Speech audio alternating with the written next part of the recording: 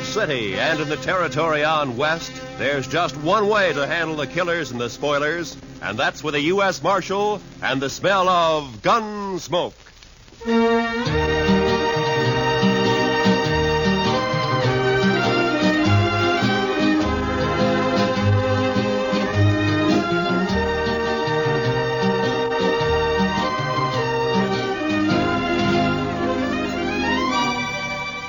Gunsmoke, starring William Conrad. The story of the violence that moved west with young America. The story of a man who moved with it. Matt Dillon, United States Marshal.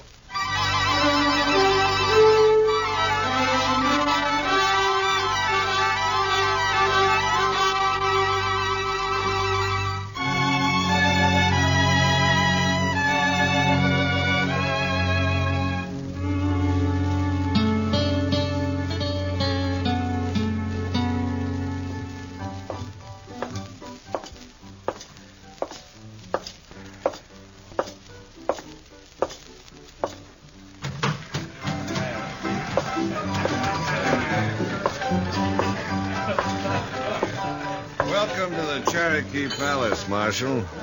I see you received my complaint. I got it, Mingo. Where's Stanley? Where do you think? Upstairs. Brandy? Naturally. She always does mother him when he's in trouble. Be careful, Marshal. He might be dangerous.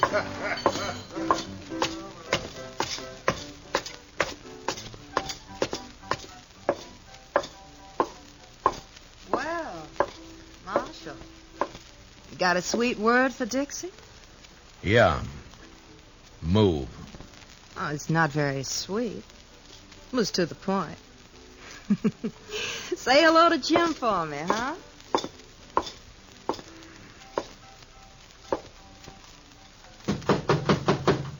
Go away. It's me, Brandy. Matt. Come in, Matt. Join me in a drink? Where is he, Brandy? In the next room. Cried himself to sleep. Save it, Brandy. I gotta take him. Oh, why, Matt? Jim Stanley never did a mean thing in his life. He's no bad man. He stole money from Mingo's roulette table, and he threw a bottle at him when he was caught. Mingo's pressing charges. Stanley can clear himself in court. Huh? Against Mingo's witnesses? Do you bring Stanley out, or do I go get him? Go get him. But I wouldn't be proud, Matt. Stick to running dance hall girls, Brandy. Let me run the law, huh?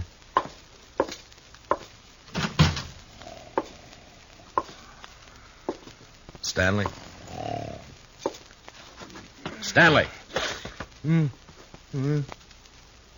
Oh, it's you, Marshal. I was sleeping. I want you to come with me, Jim. Come with you? Sure, Marshal. You better get up. Come on. Come on. Oh, yeah.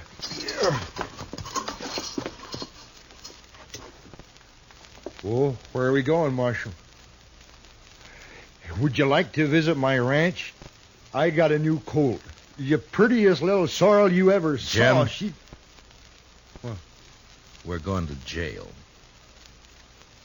Jail? Me, Marshal? Do I have to? Yes, Jim. I've never been in a jail. I'm sorry, Jim. No. I can't go in there. Oh, Marshal, I ain't never been locked up before. Please, don't make me. I have to. I didn't mean to do it. Honest. I just lost my head when I realized my money was gone. I wouldn't have kept those chips. I know that. I just grabbed them. I don't know why. They were there, and I just grabbed them, and then Mingo started in on me. He kept saying things, bad things about... Take it easy, Jim. I wouldn't have cared, except that, well, Dixie was there. He kept yelling at me that I was a thief right in front of her. I tried to make him stop, and he wouldn't. And then something happened. The bottle was there. You threw it at Mingo?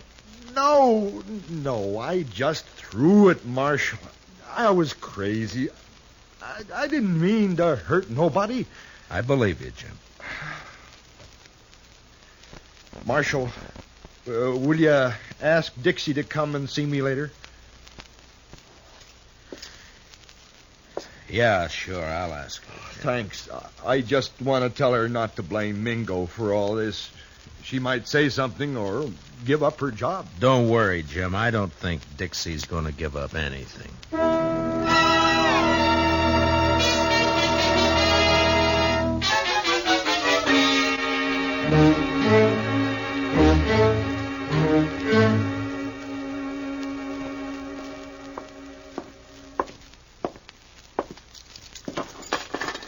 He won't eat his dinner, Mr. Dillon. He just sits there staring. Yeah, poor devil.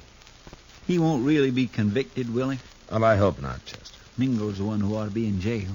Look, Chester, this isn't exactly my idea of justice either. A shady gambler against a simple-minded horse rancher. Hello, Marshal. Goodbye, Chester. Oh, goodbye. I'll run along. You stay put, Chester. Oh, now, Marshal, I wanted to be alone with you. I sent for you to come and visit Jim Stanley, and you better be nice to him. Most fellows are tickled pink if I like 'em. They say I'm pretty. You're pretty enough. That's better. I knew you liked me. I said you were pretty. I didn't say I liked you. Oh, now that's nasty. Would you like to hear what I really think of you? No, don't bother. I get the idea. You're Mingo's girl. When I feel like it. And why do you have to tease a man like Stanley, drive him to drinking and gambling and trouble like he's in now? He's sweet. He thinks I'm beautiful. Yeah. But even men like him wake up. Stick to Mingo.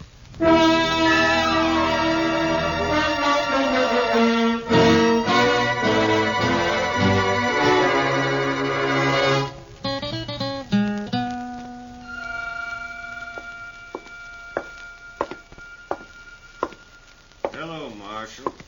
Thought I'd drop in and see if your prisoner was all set for trial tomorrow. Mingo, I want you to withdraw those charges. And let that potential murderer go free? No. You got back the chips Stanley took from your table, and his assaulting a man like you is ridiculous. He doesn't even wear a gun. A bottle constitutes a deadly weapon. Look it up, Marshal. Why you doing this, Mingo? Why pick on a man like Stanley? Let's say I don't like him always slobbering over Dixie.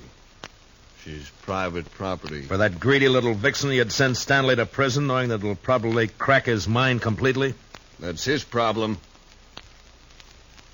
You don't understand, Mingo. I don't like to see people pushed around. Well, don't cross me, Marshal. I already have. People get dead that way. Yeah, so I've heard. Now, just who are these witnesses of yours against Stanley? Ned Cole, Saginaw Henry, Both on your payroll? Dixie, some of the other girls. All working for you, huh? Jim Stanley's as good as convicted, Marshal. There's not a thing you can do about it.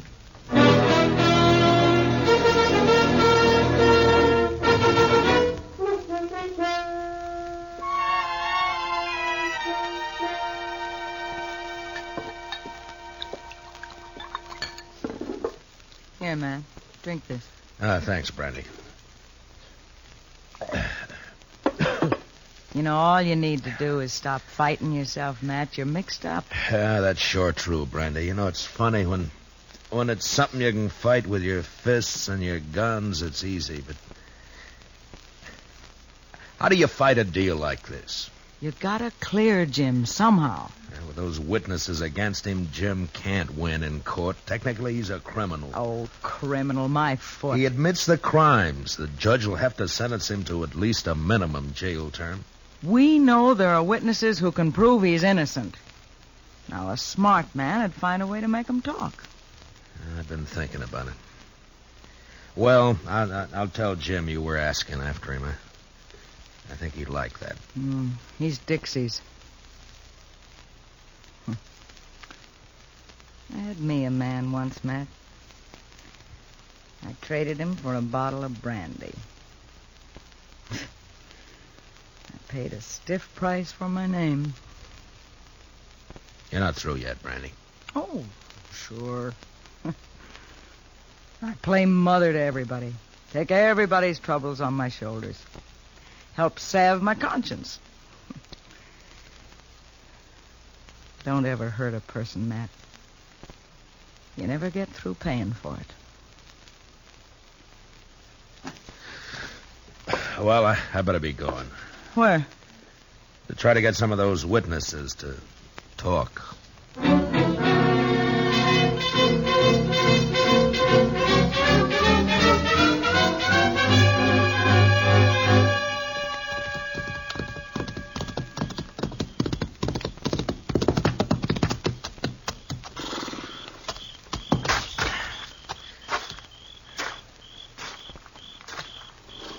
Hello, Saginaw. Huh?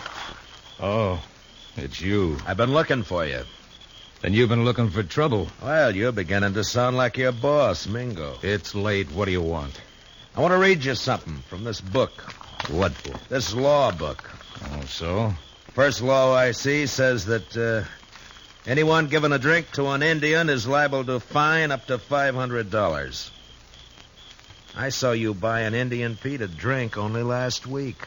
Pete's a stable boy. He ain't no savage. Law doesn't say savage, says Indian. Pete's an Indian, so technically you broke the law. You can't make Next one says any man that disrobes in a public place is guilty of committing a public nuisance. Carries a fine of $100. Look, what the devil is all this? I saw you breaking a horse down in Harrison's Corral a little while back. You took your shirt off, and that's disrobing in a public place. Technically.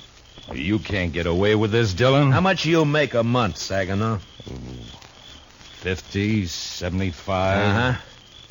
Well, the way it looks, I can get you fined on enough of these laws to keep you broke for about 5 years. 5 years? Then we can start all over again. You're bluffing. I never even heard of these laws. Well, look for yourself here.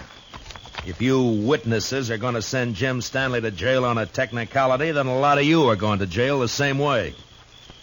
Well, laws may be there, but they ain't fair. All right, Saginaw, if that's how you want it. Come on, let's go to jail. No, wait. Well, then start talking. Well, Dixie shilled Stanley into losing his money, and me and Ned Cole egged him into grabbing a couple of chips when the wheelman wasn't looking. On Mingo's orders? Sure. Stanley looked down at the chips we swiped, and he reached out to hand them back when Mingo jumped him. What was Dixie doing? Trying to keep from laughing. Yeah, I'll bet. And then what? Mingo rode Stanley hard to make him break down in front of Dixie. Finally, the poor lunkhead seemed to go crazy. He yelled and tossed a bottle at the bar. Not at Mingo? No, missed him by 10 feet. Stanley was just working off his mad by busting the bottle. Paid for it. I guess he had the right. Yeah, I guess he had. First, I think Mingo was just deviling Stanley, and then he got the idea to press charges and send him to jail. We got orders out to testify. Uh-huh. Well, thanks, Saginaw. Marshal, I'd like you to know something. Yeah? I'm glad I told you about Stanley, because framing him into prison isn't my idea of something to be proud of. It shouldn't be.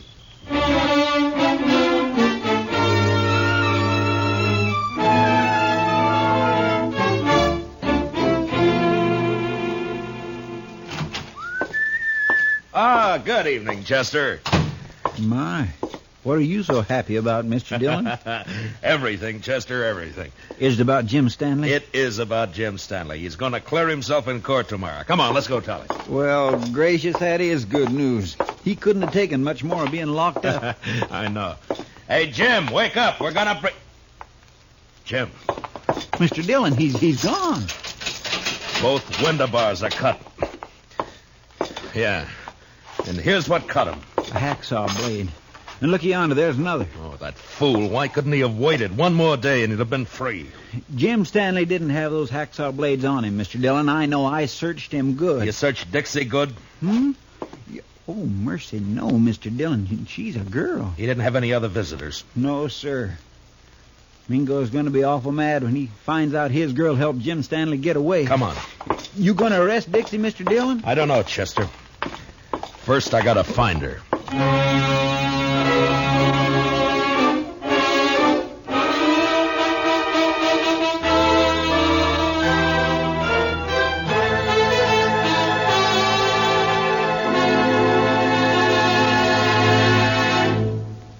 We will return for the second act of Gunsmoke in just a moment. But first, every Sunday on CBS Radio, hear both sides debate the issues on Pick the Winner.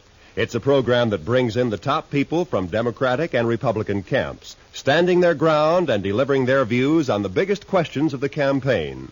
Don't miss Pick the Winner, Sundays between now and November, to be fully informed when it comes time to vote. And remember, straight through election time, make CBS Radio your election headquarters. Now, the second act of Gunsmoke.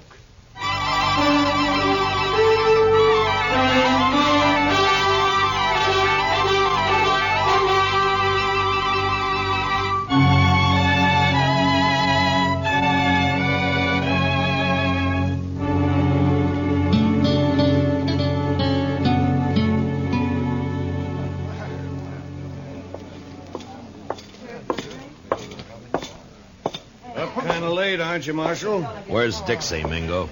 Dixie, she's gone. I don't know where she is. You're lying. No, I swear she disappeared hours ago. I still think you're lying. Dixie's here someplace. Nah, he's telling you the truth for once, Matt. Dixie's gone, all right. Are you sure, Brandy? Saw her right out of town. Was Stanley? Yeah, Matt. The two of them. Dixie and Stanley? Dixie passed him some saw blades. He cut his way out. That rotten double-crossing hellcat. She's your girl, Mingo. I'll be the laughingstock of Dart City. Good. I hope they laugh you clear out of Kansas. If it's the last thing I'll do, I'll find her. Both of them. Finding them is my job, Mingo. Go ahead.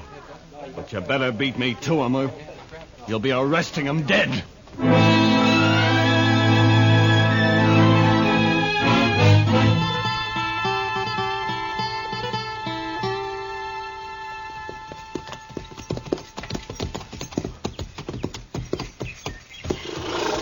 Well, they stopped here, all right. Probably changed horses and got some supplies. That wasn't why Stanley came home. Look, Chester. What? Water in the stock trough is right up to the top. And the barn's open. Feed pulled out where the stock can reach it. Even scared to death, Jim thought about his animals first. Mr. Dillon, you think Mingo's trailing Stanley and Dixie, too? Perhaps. It's one good reason why we better catch him quick. Come on.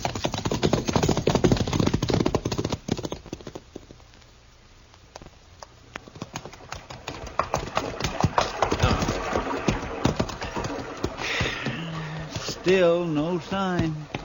Looks like we've lost them for good now. What do we do, go back, Mr. Dillon? We can't let Mingo find them. Sure, but the way they've been zigzagging back and forth for the last 4 days, we don't have a chance in 1,000. I'm not so sure, Chester. Hmm? You know, there's a certain pattern about the way Stanley and Dixie have been moving. I don't think they're trying to leave this section at all. Yeah, we have been getting closer and closer to Dodge with every circle lately. And not only to Dodge. Mr. Dillon, you got an idea? Yeah, maybe. Come on, we'll ride back to Stanley's ranch.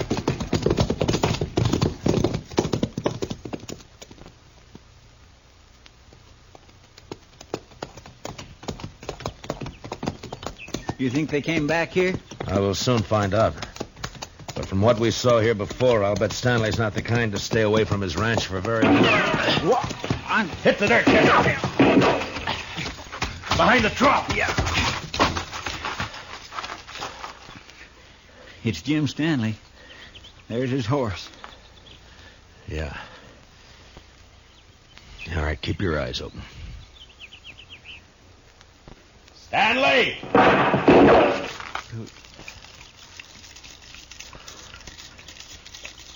Jim, it's Matt Dillon. Let me talk to you. You go away, Marshal. I don't want to hurt you, but I ain't going back to that jail. Now, you go away now.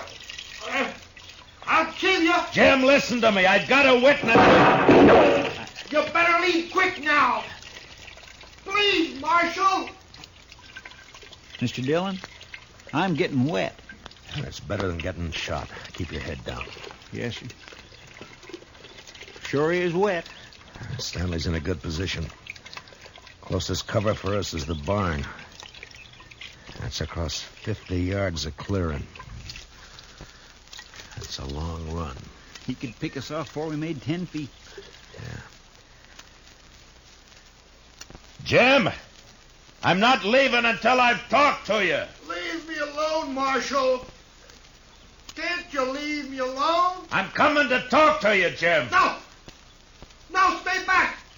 I warn you! Mr. Dillon, don't do it. That's a crazy man. That's a frightened man, Chester. I'm coming unarmed, Jim. I don't think you're a murderer, but if you are, this is your chance. Well,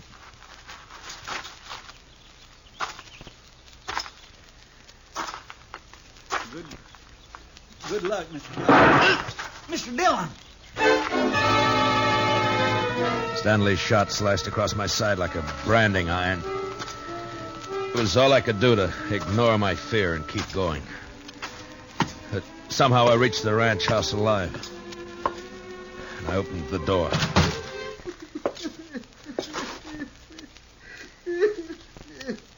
Jim Stanley stood there holding his gun and crying.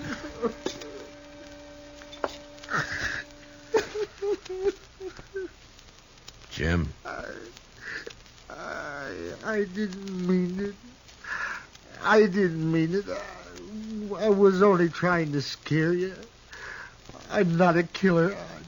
I never shot anybody in my life.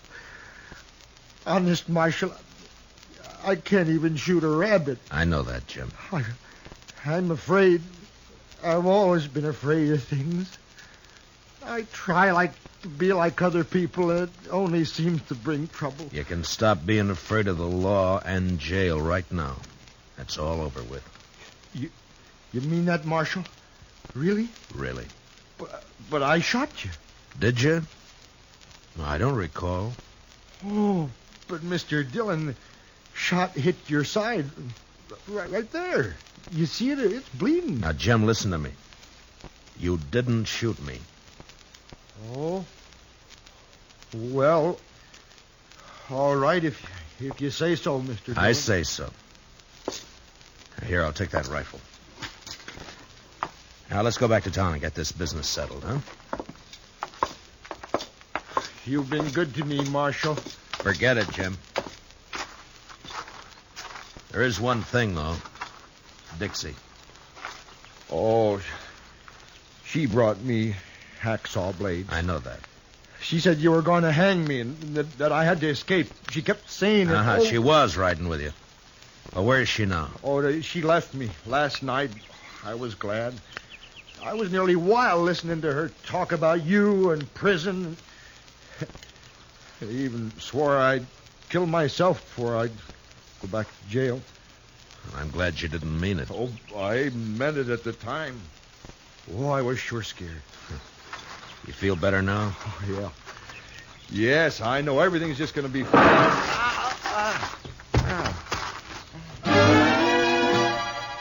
The rifle slug splashed the side of Jim's face with red, and he crumpled into the dirt.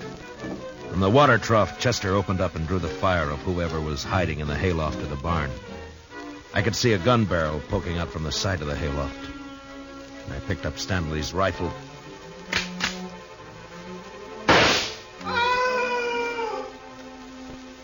Mingo. Mr. Dillon, are you all right? Yeah, Chester. But Mingo's dead. Well, how about Jim Stanley, Mr. Dillon? Yeah, he was scared more than hurt. He should come to any minute. Well, my goodness. Oh, this looks like a sure enough war's been happening around here. Where have you been, Dixie? Oh, sure now, Marshal. A girl's got a right to look after her investments. My Mingo and Stanley both dead. Well, now that's a real shame. Hmm? Oh, but Jim Stanley's going to Chester. You said investments. The only investment you've made is prison time for helping Jim escape. Me?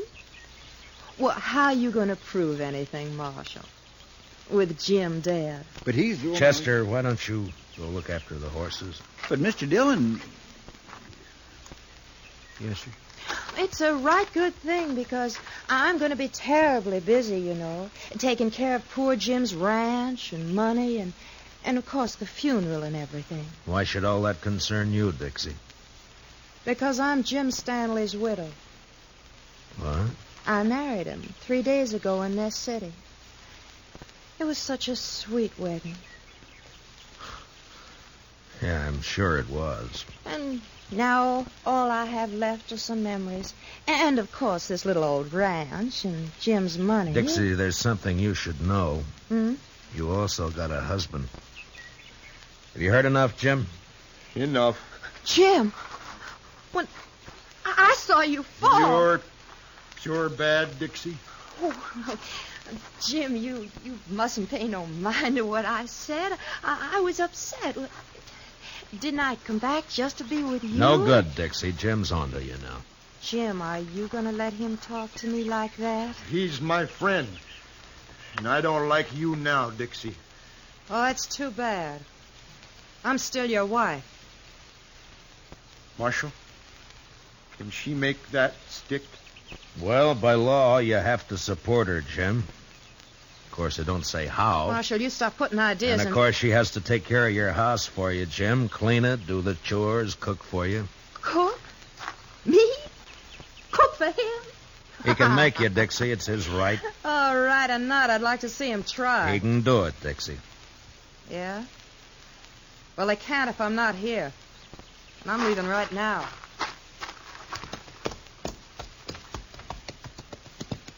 You want to ride into town with us, Jim? No. I think I'd rather stay here for a while, Marshal. If it's all right. Yeah, sure. I'll fix it. But in a few days, when you feel like it, come in and see me, and we'll help you get that divorce taken care of. Divorce? On grounds of desertion. She just deserted you, remember? Chester and I are your witnesses. Oh. Well, thanks, Marshal. I sure do thank you. So long, Jim. Goodbye, Marshal. Bye. Come on, Chester, let's go. He's had it too rough out here on the frontier, hasn't he, Mr. Dillon? Jim Stanley, I mean. It's addled him, sort of. Yeah, I guess that's it, Chester. Men like him needs looking after. Yeah, we got all kinds out here, Chester. Come on, let's get back to town.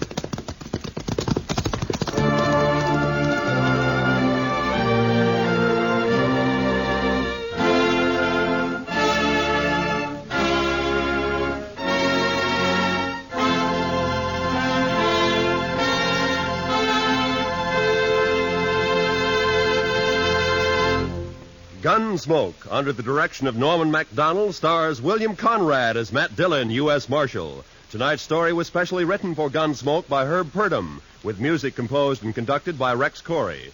Featured in the cast were John Daner and Michael Ann Barrett, with Paul Dubov, Vivi Janis, and Bill Lally. Parley Bear is Chester. Join us again next week as Matt Dillon, U.S. Marshal, fights to bring law and order out of the wild violence of the West in Gunsmoke. Tomorrow's speakers on Pick the Winner, representing both the major parties, will be Harold Stassen, Republican, and George Ball, Democrat. Listen for this important program, Pick the Winner, tomorrow and every Sunday from now to November. This is Roy Rowan speaking, and this is the CBS Radio Network.